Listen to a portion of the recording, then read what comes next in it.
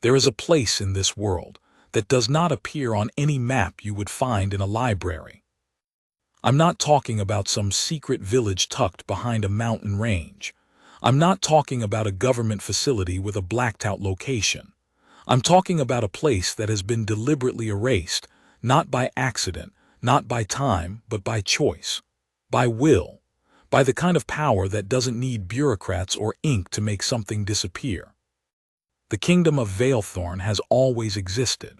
That's what the oldest among the Blood Court will tell you if you ever get close enough to ask. It existed before the Romans named their roads, before the Greeks gave their gods surnames, before the Egyptians decided to build things tall enough to touch the sun. Veilthorn was already there, already old, already ruled by the same king. The same king. Not a dynasty, not a lineage of rulers who inherited the same name or the same crown. One man, one singular, terrible, ancient man who has sat on the black obsidian throne in the heart of the Veilthorn fortress for longer than most human civilizations have existed. His name is Chaol Dreven. And until the night I'm about to describe to you, the only thing anyone in 3 continents agreed on, the only absolute, documented, undisputed fact about him, was that Chaol Dreven had never spared anyone. Not a general who surrendered, not a diplomat who came with gifts, not a prisoner who begged, not a child who wandered too close to the border of his territory by accident. Not a woman who came to him with tears and prayers and everything she had left to offer. Not one. In 800 years of ruling, and I am being conservative with that number, because some of the court historians put him closer to 1200, there is not a single recorded instance of Chaol Dreven showing mercy, leniency, restraint, anything resembling what humans might call grace. He had a reputation that was so complete, so total, so mathematically perfect in its cruelty, that even the older vampire clans, the ones who had survived centuries of political violence and territorial war, they gave Veilthorn a wide berth. They didn't challenge him. They didn't negotiate with him. They didn't send their best people to try and forge an alliance. They had all, at some point or another, tried one of those things, and they had all learned. The hard way. So you have to understand, and I cannot stress this enough, you have to understand what kind of world this was. What kind of iron, airless, absolute reality existed in and around the kingdom of Veilthorn, before I can tell you what happened when a 23-year-old human girl named Isla Voss walked through his gates carrying nothing but a canvas backpack and a folded piece of paper that she absolutely should not have had. Because what happened next didn't just change her life. It didn't just shake the foundations of the Undying Court, or send ripples through every vampire territory within 1,000 miles. What happened next broke something open in a man who had not been breakable in 8 centuries. And I was there to see it. Well, close enough to see it. Close enough that I got singed by the edge of the thing, the way you get singed when you stand too near a fire that's consuming something ancient, something that wasn't supposed to burn. Let me start from where I was standing. My name doesn't matter for this account. I've asked Marin to keep me anonymous in the compiled version, and she's agreed, though she's given me a footnote designation that I'm told is Witness 7. Fine, Witness 7 it is. I came to Veilthorn because I was stupid and 26, and I thought I understood what I was walking into. I was a researcher. That's the short version, working on a project that I cannot describe in detail without violating about 4 different agreements I've signed since. But the short version is this. I had documentation. I had permission of a sort from a member of the outer court who owed someone I knew a favor. I had been told I would be given 2 hours inside the outer territory, escorted, supervised, and returned to the boundary line before dark.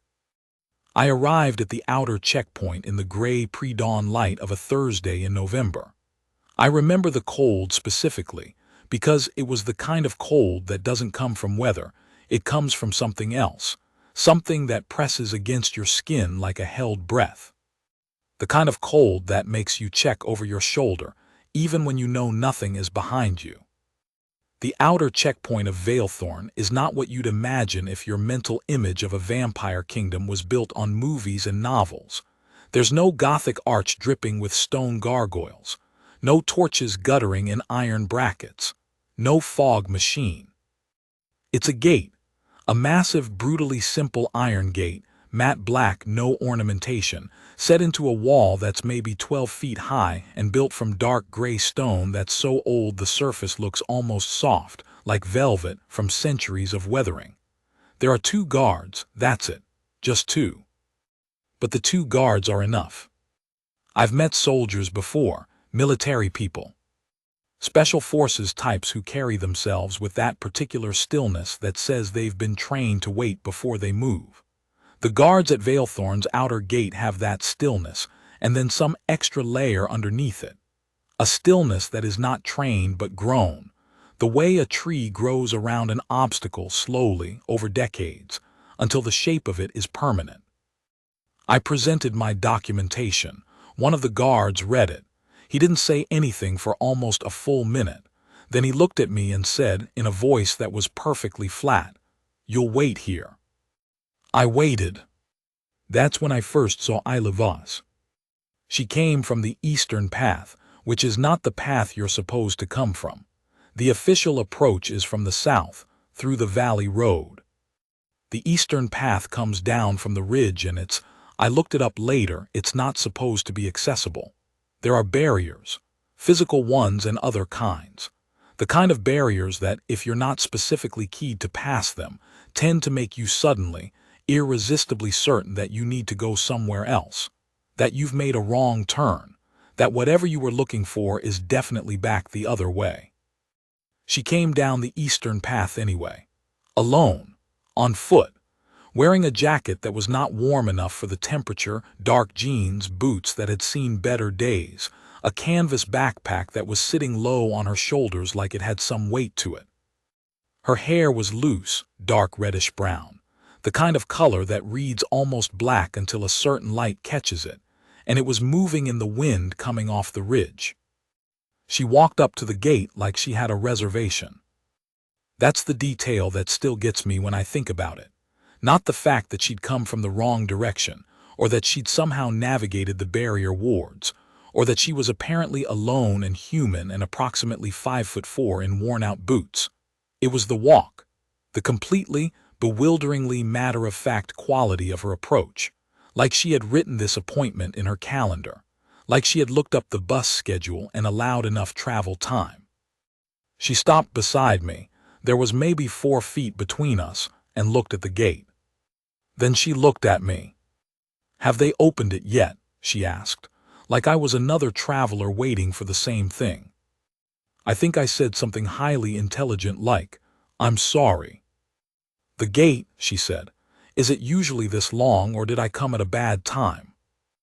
I stared at her. Are you trying to get in?" "Yes," she said it simply. Then she adjusted the strap of her backpack and looked back at the gate, and that was apparently the end of the conversation from her perspective. The guard who had taken my documentation was now watching her. His partner, who had been still as a standing stone the whole time I'd been there, had shifted, just slightly, and was watching her too. Not in the way guards look at someone they're about to dismiss. In the way guards look at something they don't quite have a category for yet. One of them said, "State your purpose." She turned to face him. She was maybe 5 steps from where he stood and she didn't move closer, just turned. And she said, calmly, clearly, like she was ordering something at a counter, "I need to speak with Cale Dreven. I have information that belongs to him. I intend to give it back." The silence that followed that statement had a texture to it. The kind of silence that falls in a space where something has just said something that the space itself does not know how to process. The guard said, "No one gets an audience with the king." She reached into the front pocket of her backpack and produced a folded piece of paper. She held it out, steady, arm extended, like she was offering a business card. "I think this changes that," she said. The guard looked at it without taking it for a long moment. Then, and I could feel the weight of this, even standing 4 feet away, he took it. He unfolded it. He read it. And then something happened that the guard at Valethorn's outer gate almost certainly had not done in a very long time. He went still in a different way, not the trained stillness of a sentry, the sudden, involuntary stillness of someone who has just received information that has temporarily suspended their capacity to respond normally. He looked at his partner looked at the paper. Then the gate opened. I was not, to be clear, the reason it opened.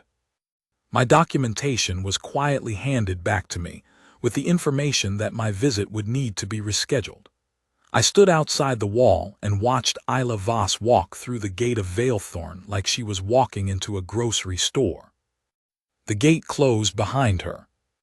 I stood there for another 20 minutes in the cold before I fully accepted that I wasn't getting in today. Then I went back to my car and drove 40 minutes to the nearest town and sat in a diner for 2 hours drinking coffee and trying to process what I just witnessed. I didn't know then who she was. I didn't know what was on that paper. I didn't know that I was going to spend the next 4 years piecing together what happened on the other side of that gate. But I know now. And what follows is everything I managed to recover. The testimony of Lyra Ashcroft, Lady of the Outer Vestibule, Court Attendant, Valethorn Dark Court. Transcribed by Marin Asheville, verified under the Chronicle seal. I have served the Dark Court for 63 years. I was turned at 27 by a member of the Middle Court as payment for a service my family rendered during a territorial dispute I'm not going to detail here.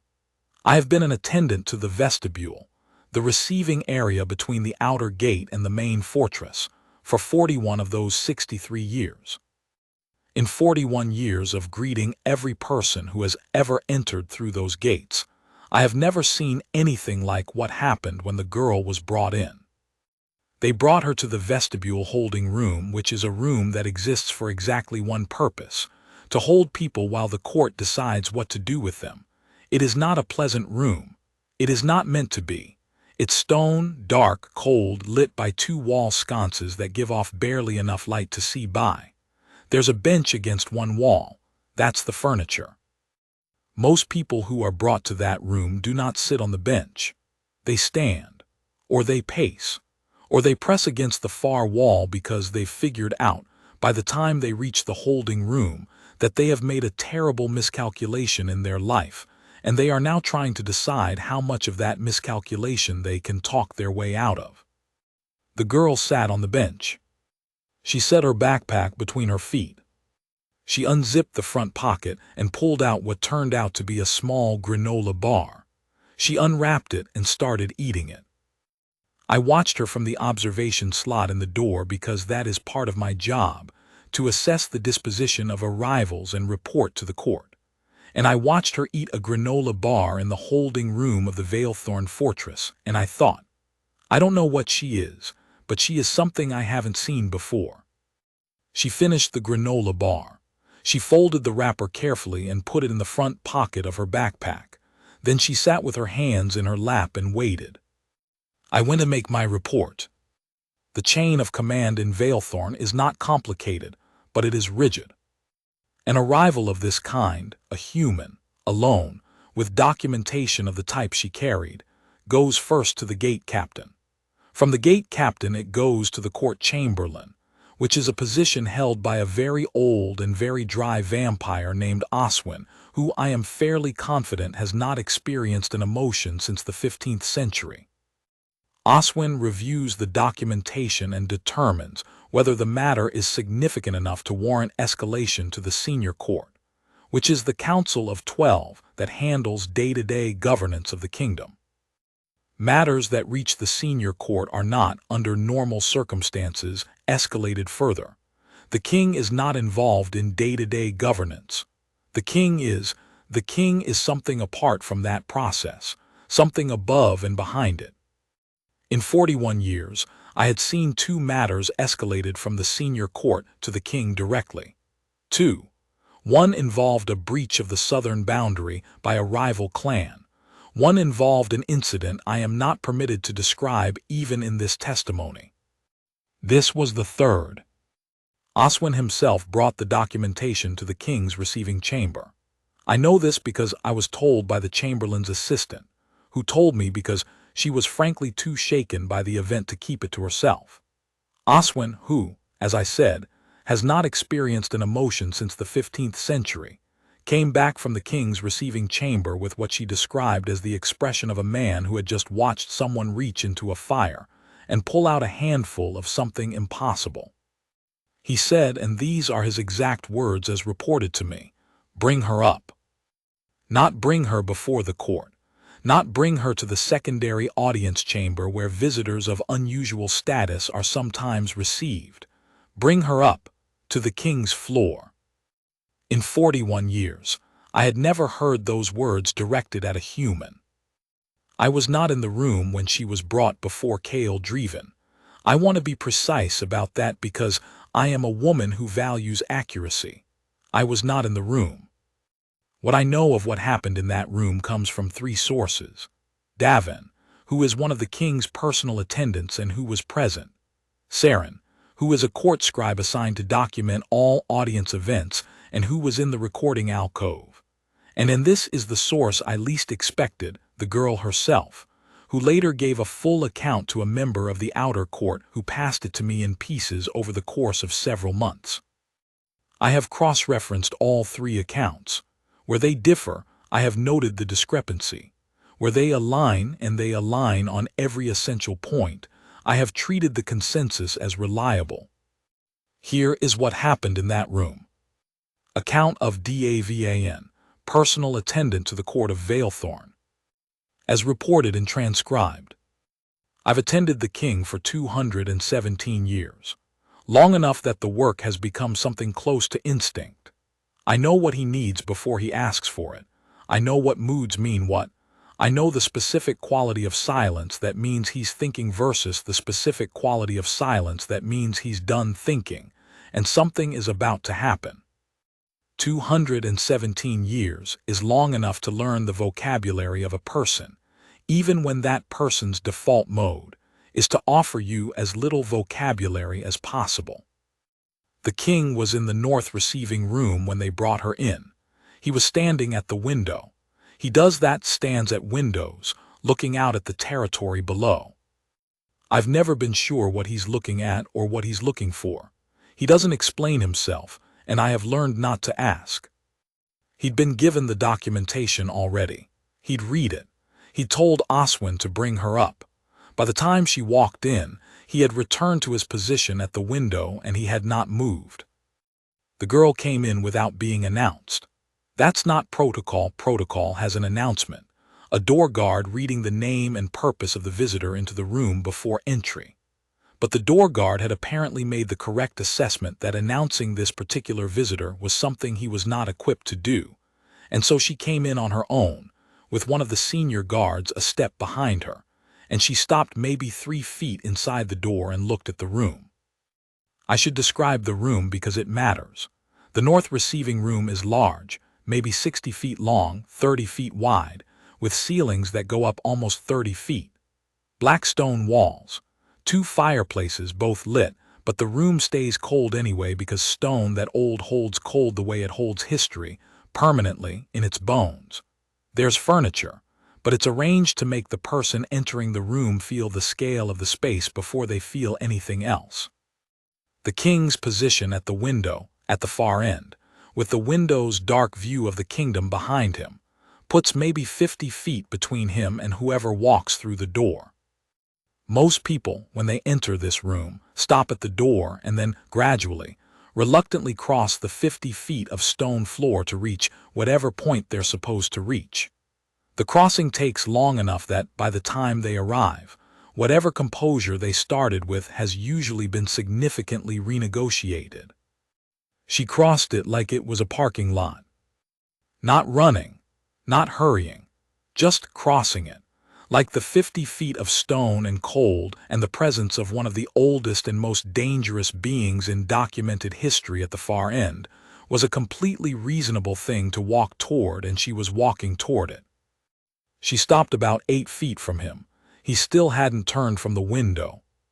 She said, "I have something of yours." He turned then. I have watched people encounter the king for the first time for 217 years.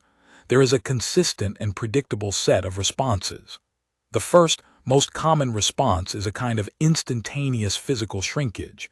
People get smaller, somehow, the moment they see him full on. Not literally, but something in the posture, the way the shoulders pull in, the way the spine reevaluates its ambitions.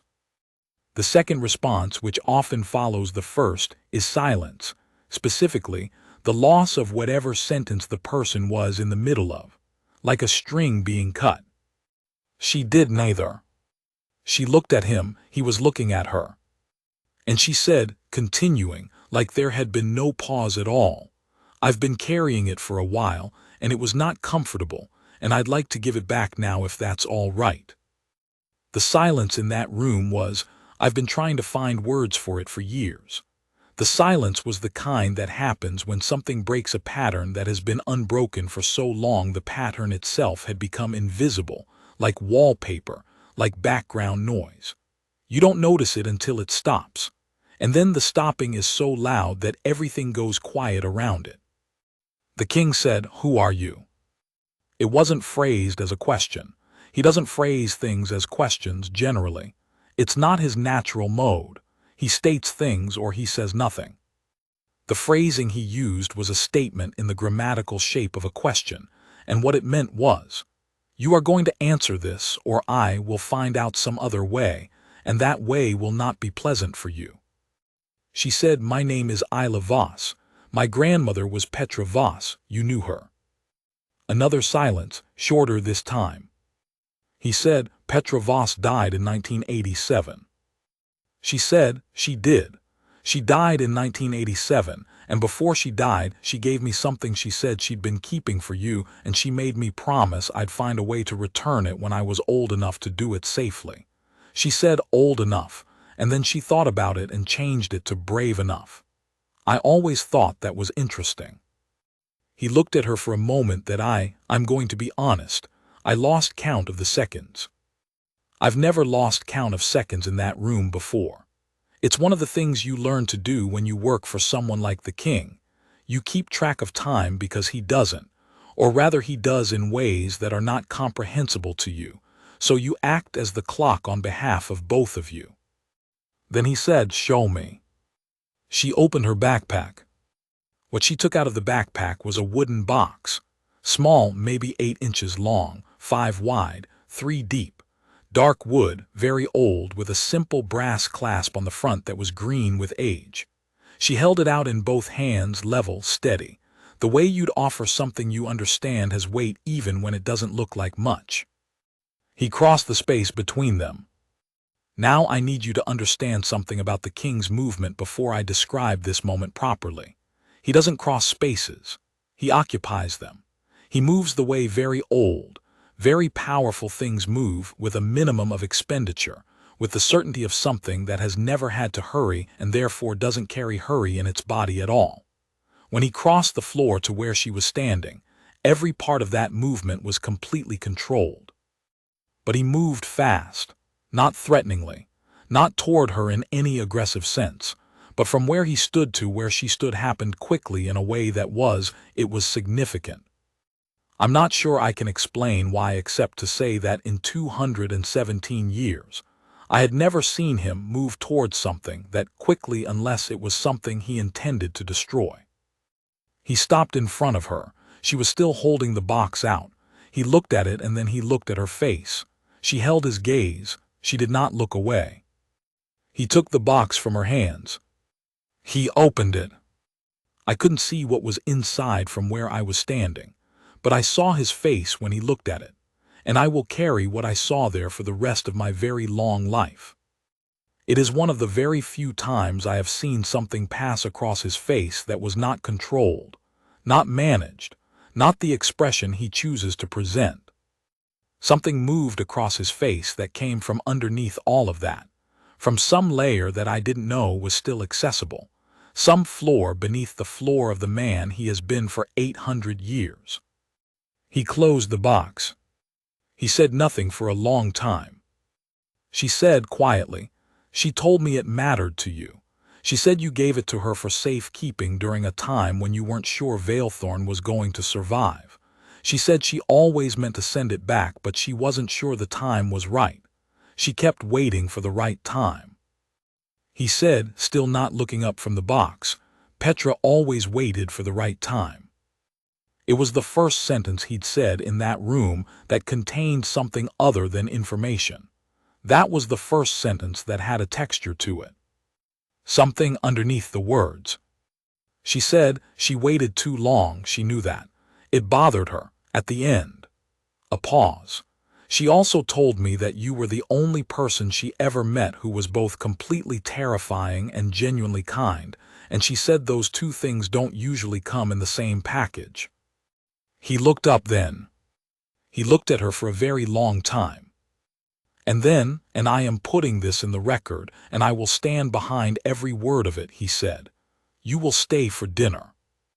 That was it, that was the whole thing, 4 words, "You will stay for dinner." The guard who had accompanied her made a sound. I'm not sure it was a word. It might have been the beginning of a word that died before it reached its conclusion. The girl said, "Okay," just that, "okay." Then she looked around the room for the first time since she'd entered it, taking in the space with clear and genuine interest, and she said, "This room is incredible. How old is the stone?" And Kael Dreven, king of Valethorn, lord of the Undying Court, the man who had not spared a single living soul in 800 years of absolute and total documented rule, said, "Older than I am, which means I don't have a reliable number." And she said, "Huh, okay, that's a lot of stone." And that was the beginning of it. Partial Journal of ISLA VOSS, recovered with permission. Transcribed by Marin Asheville, verified under the Chronicle seal. Entry November, Year 1, her numbering, her terminology.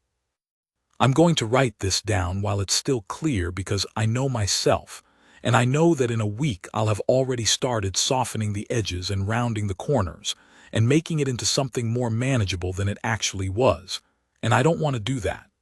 I want to remember what it actually was. It was terrifying. I want to put that first because when I tell this story later, if I tell this story later, I think I'm going to be tempted to make myself seem braver than I was, and I wasn't that brave. I was scared from the moment I got off the train in the village near the mountain, and I was scared walking up the road, and I was scared when I saw the gate, and I was scared all the way up to the moment I was standing in that room. I was scared and I did it anyway, which I think is different from being brave. Being brave means you're not scared. Doing the thing while scared means, I don't know what it means. It means you had a reason that was bigger than the scared feeling, I guess. My reason was Gran. Gran made me promise. Gran also told me what he was. She was very clear about that. She said, "Isla, the man I'm asking you to do this for is not a man in any way that will feel comfortable to you. He is very old and very powerful and very much not the kind of thing that flinches. And he has never, in all the years I knew him, hurt someone who came to him honestly. But you have to come to him honestly. Any other way and I can't promise you anything." That was Gran's version of a safety briefing. She gave it to me when I was 14. She made me practice what I was going to say. We practiced it until I could say it without my voice shaking. She died 3 years later, and I spent 6 years after that figuring out how to actually find the place and get in and do the thing she'd asked me to do. I did it. I don't know how to write this in a way that doesn't sound like I've lost my mind, but he is not what I expected. I mean, he is. He is everything you'd expect in terms of the obvious things. He is very tall and very still, and there is a quality to being near him that is difficult to describe, but the closest I can get is this. It's like standing next to a source of gravity.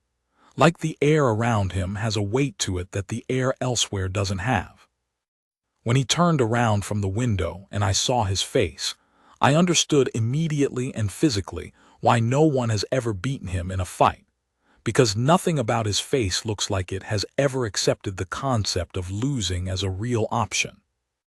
But he also said something about the stone that was almost funny, and he said it like he meant it to be almost funny, which means there's a sense of humor in there, buried under everything else, maybe buried under centuries of everything else, but still there.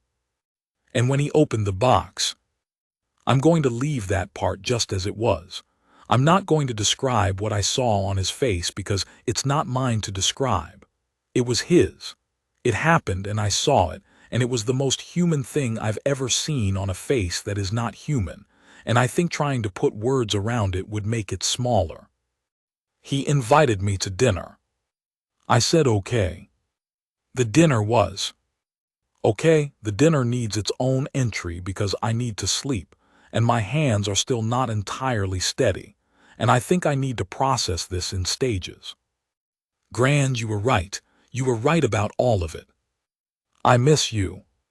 Entry November Year 1, continued Isla Voss. Dinner. Right.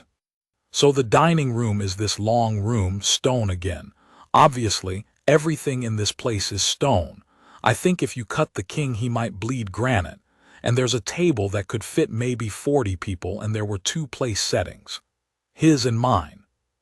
He sat at the head. He gestured to the chair immediately to his right, which I later found out is the position historically reserved for, I don't know how to translate the court term, someone like a first counselor. A position of significance, not distance. He did not put me at the other end of the 40-person table like I was being managed. He put me next to him. There was food, real food.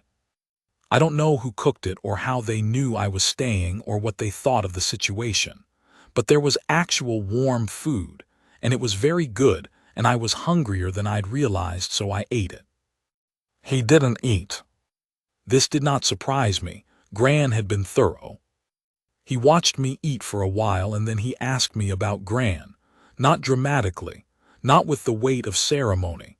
He just asked, told me, actually, in the way he talks, he said, "Tell me about the end of her life." And I told him. I told him about the house in the countryside that she'd moved to when she was in her 80s, because she'd always wanted a garden and she'd never had one before. I told him about the tomatoes she grew that were enormous and slightly misshapen, and that she was incredibly proud of for reasons I could never entirely justify by the quality of the tomatoes themselves. I told him about the way she'd sit on the back steps in the evening and hold her mug of tea with both hands and watch the light change, and how she'd told me once that watching the light change every evening for the last 30 years was the best thing she'd found to do with her life after. She didn't say after what. She just said after. He was quiet for most of it. The kind of quiet that's not absence, that's attention. The kind of quiet where you can feel that everything you're saying is being received and kept. At the end he said, "She was the most alive person I ever met." That's a significant thing to say, I think, when you've been alive as long as he has, and when alive means something different to you than it does to the person you're saying it to. But I didn't point that out. I just said, yeah, she was. He said, she never seemed to believe that anything was permanent enough to require terror. I thought about that. Then I said, she was scared of plenty of things. She just didn't think scared was the right word for things that were simply powerful. She used to say, powerful things deserve respect, not fear. Fear is what you give things that are powerful and senseless. He looked at me. I suddenly realized what I'd said. I felt my face do something involuntary. He said, "Are you implying that I am not senseless?" I said, "I'm implying she didn't think so." He said, "What do you think?" And I said the true thing, because Gran also taught me that saying anything other than the true thing in front of someone who can tell the difference is embarrassing to everyone involved.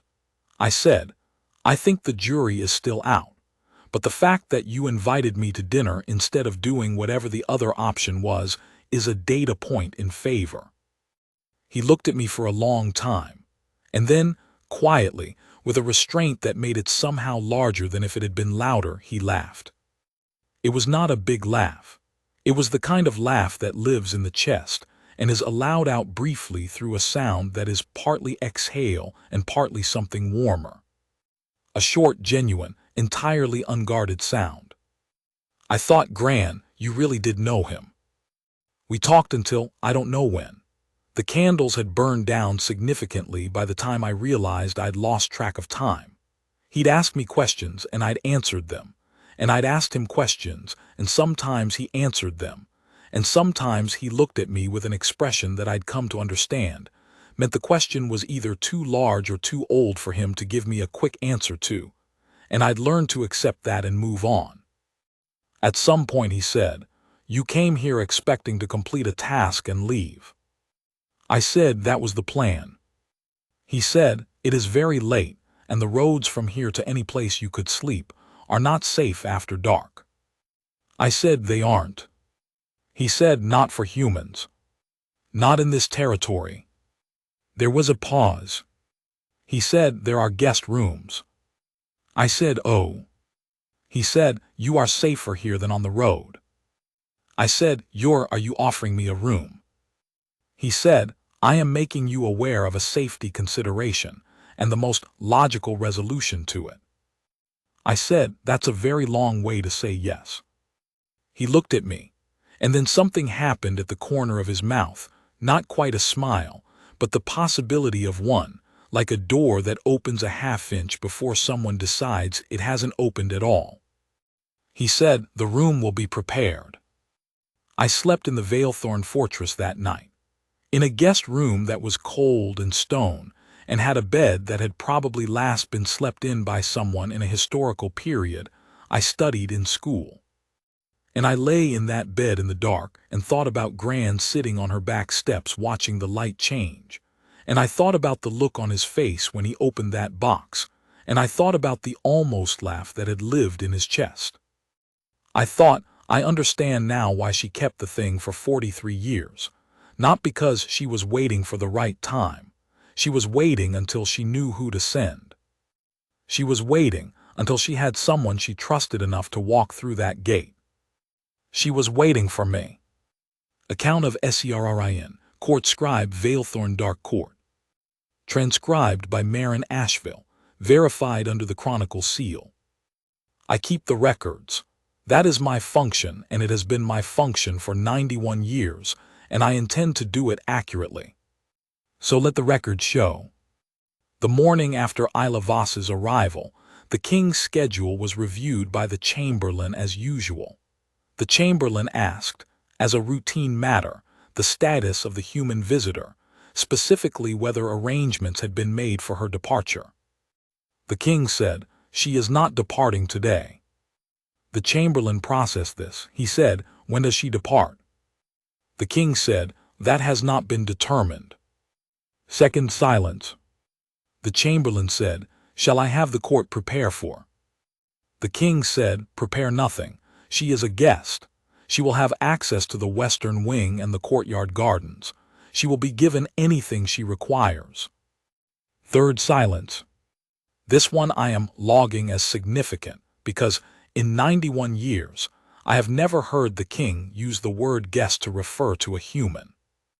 The chamberlain said, "Yes, my lord." The king said, "And Oswin?" The chamberlain said, "My lord."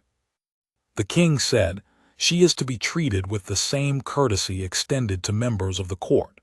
If I hear that anyone has been discourteous, I will hear about it directly from whoever has been discourteous. Is that clear?" It was not a question. He doesn't ask questions, as I've noted previously.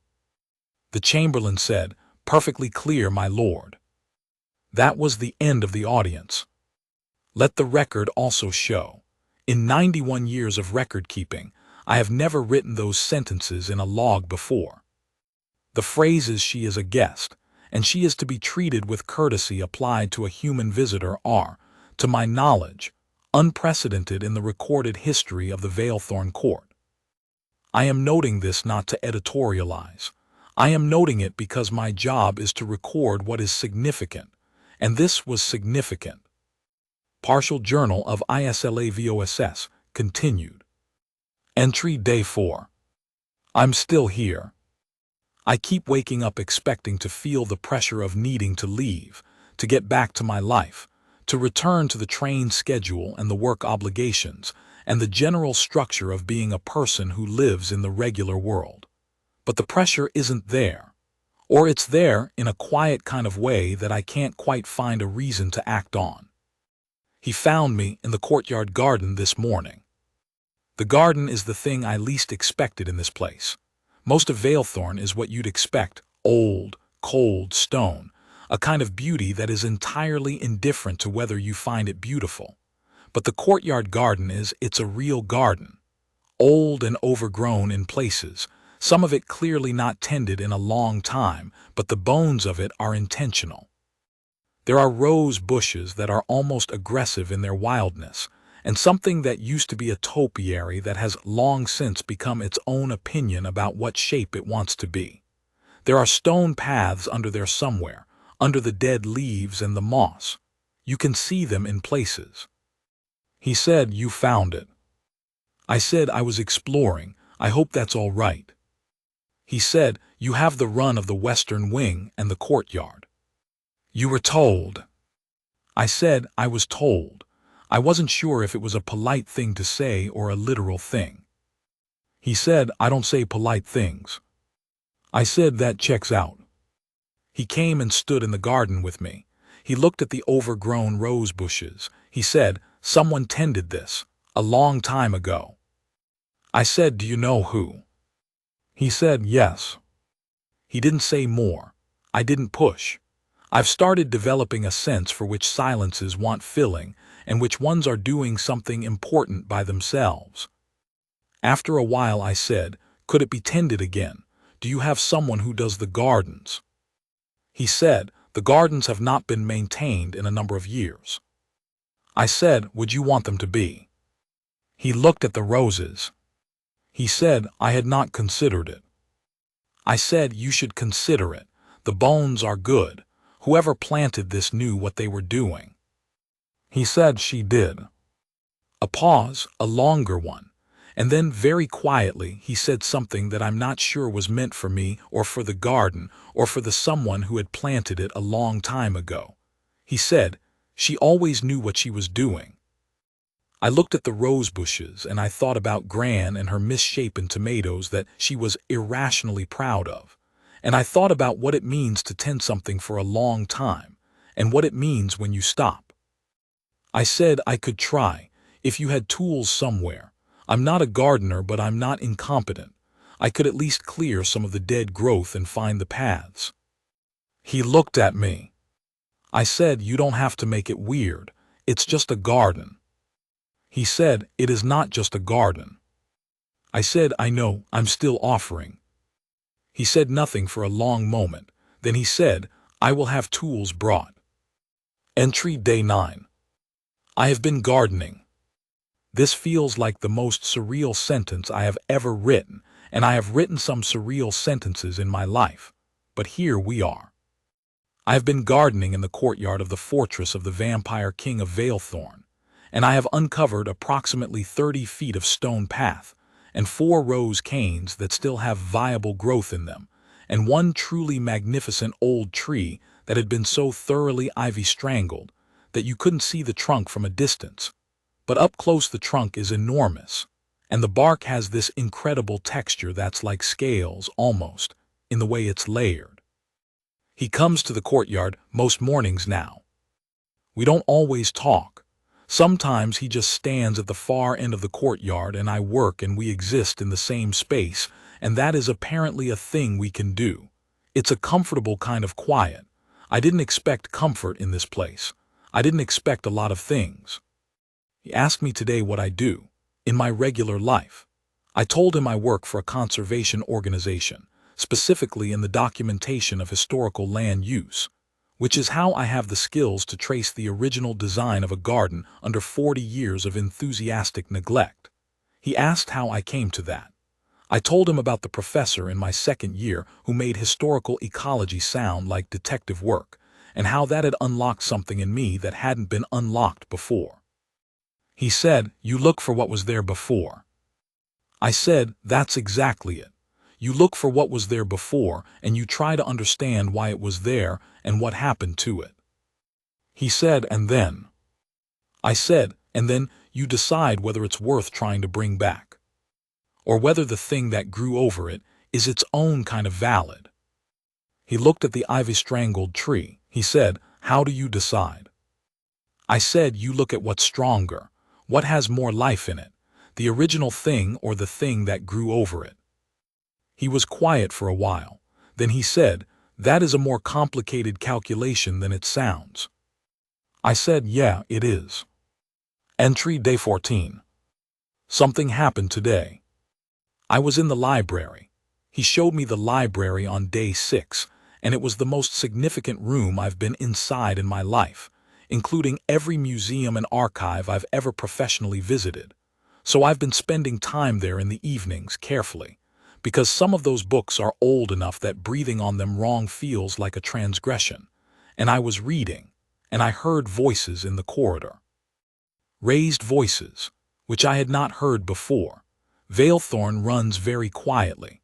The court members I've encountered are not warm, but they are professional, and they conduct everything at a volume that is controlled, and I had started to think that raised voices were simply not something that happened here. These were raised. I couldn't make out words at first, then I could. It was 2 members of the court, senior ones, I think, from the quality of how they dress. And one of them was saying something about the human, meaning me, and the word liability and the phrase not appropriate, and then a word I won't put in this journal, but that made my face go hot. And then a third voice entered the conversation, very quiet, quieter than either of them, but the quietness of it had a different quality than the quietness of the room or the quietness of the corridor. It had weight. It was the kind of quiet that appears in a space and immediately restructures the acoustics of everything around it. The 2 raised voices stopped immediately. The third voice said several things that I could not make out through the wall. It was not raised. It did not need to be. It was short, maybe 4 sentences. And then there was silence, and then there were footsteps going away in the opposite direction. Then there was a knock at the library door. I said, "Come in." He came in. He looked at me for a moment. He said, "You heard that?" I said, "Some of it." He said, "I apologize." I looked at him. He was standing in the doorway, very still, and his face had its default expression, which is a kind of studied neutrality that I've started to learn has layers underneath it. And one of the layers right now, if I was reading correctly, was something close to not embarrassment, more like the expression of someone who has just experienced a gap between what they expect of their world and what their world has actually done. I said, "You don't have to apologize for other people." He said, "They are my court." I said, "They're also not you."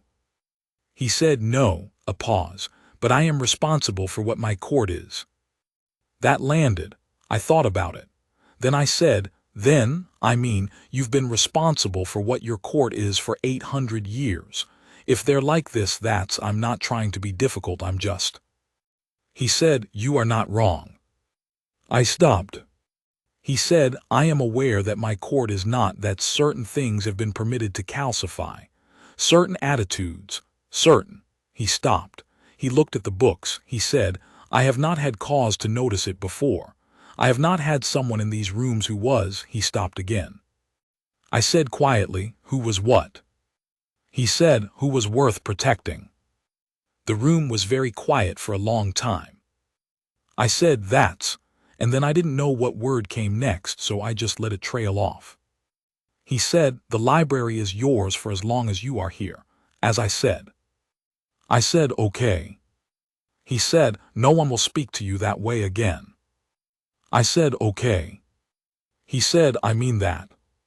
I said, "I know you do." He nodded once. He looked like he was going to leave. Then he said, without turning back, "What are you reading?" I held up the book.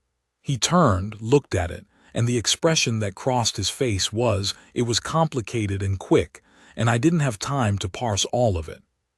He said, "I know the man who wrote that." I said, "He died in 1340. He said, "Yes." I said, "You knew him." He said, "We disagreed about a great many things, but he wrote beautifully." I looked at the book in my hands and I thought, I am in a room where the books are so old that the man in the doorway knew the authors of some of them. I said, "Sit down." He said, "I should not."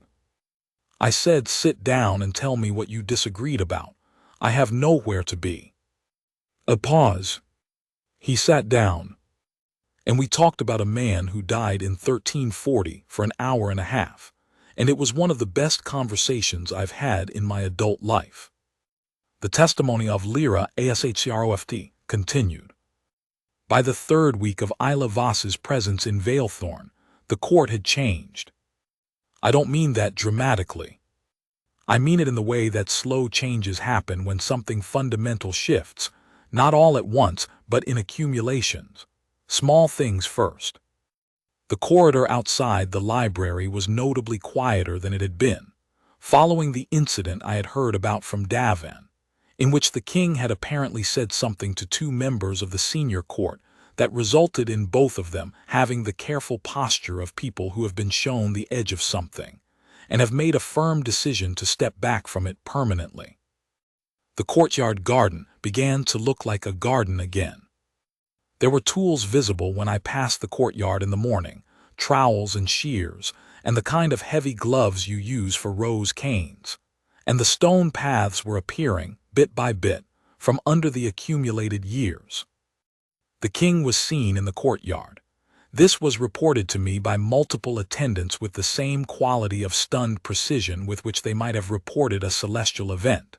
The king was in the courtyard, not passing through it, standing in it, in the morning, while the human woman worked with her tools on the far side and the garden slowly recovered itself.